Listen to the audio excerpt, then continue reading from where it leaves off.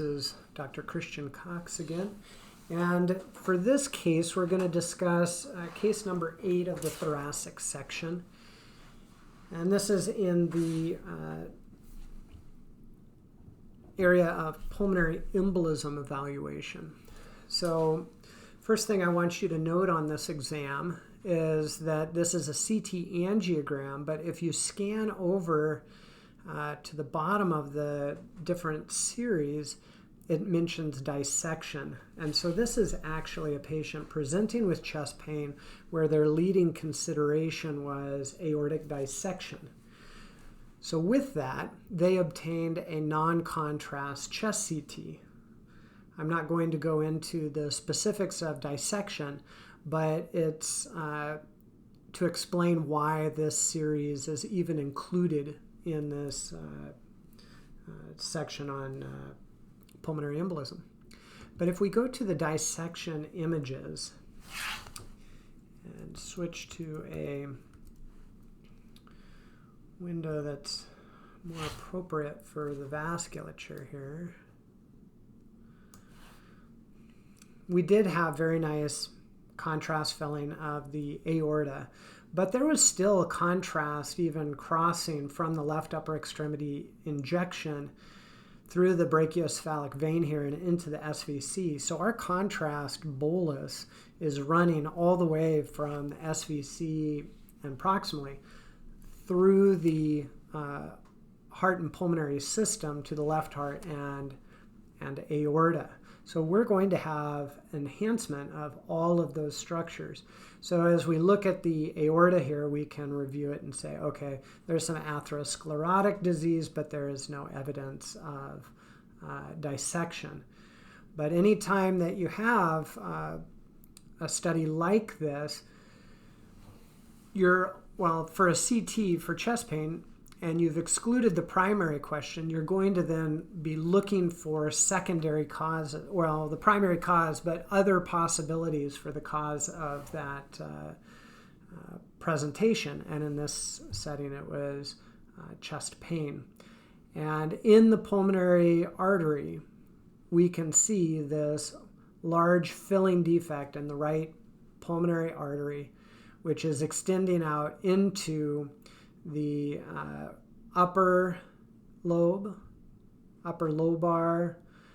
into the middle lobe, and into the right lower lobe branches of the right lung. On the left side, we have some much smaller thrombus that is embolized to the branch point of the left pulmonary artery and extending into branches as well as more distant emboli into the upper lobe, into the lingula, and into the left lower lobe.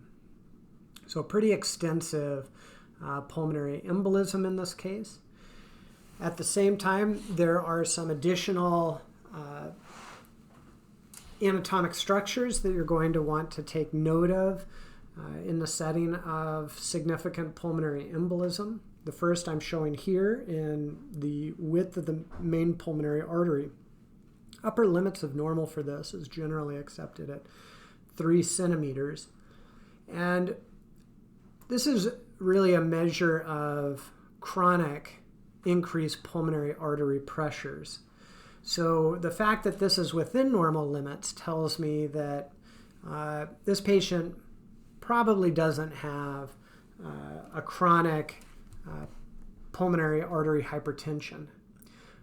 And so when I go to the right ventricle, I see here that the diameter of the right ventricle is greater than the left.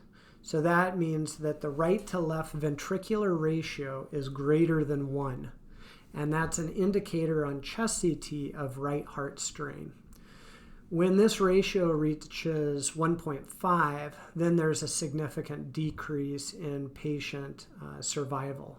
So those are important additional findings to discuss in the setting of pulmonary embolism.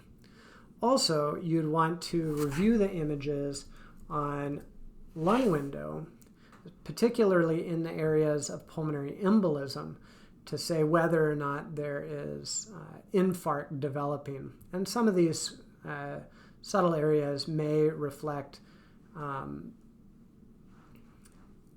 developing infarct, but really what's going on more here is that we have a paucity of vasculature on the right side compared to the left. And this is the CT equivalent of the radiographic Westermarck sign, which is a paucity of vasculature in the area of pulmonary embolism because of vasoconstriction. And on the other side, where there is not obstructive pulmonary embolism, there is normal appearing pulmonary vasculature.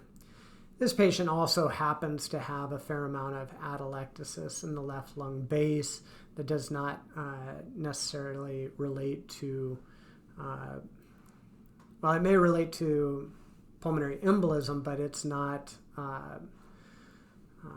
infarct secondary to pulmonary embolism because there's satisfactory vascular flow. Infarct, the lung is relatively well protected from infarct because 80% of the blood flow comes from the pulmonary arteries, but 20% comes from the bronchial arteries, and that has a protective effect for the lung. So you usually have to have a decent size pulmonary embolism before you develop infarct. All right, so that's a review of this case with right side predominant large pulmonary embolism with associated right heart strain. Thank you.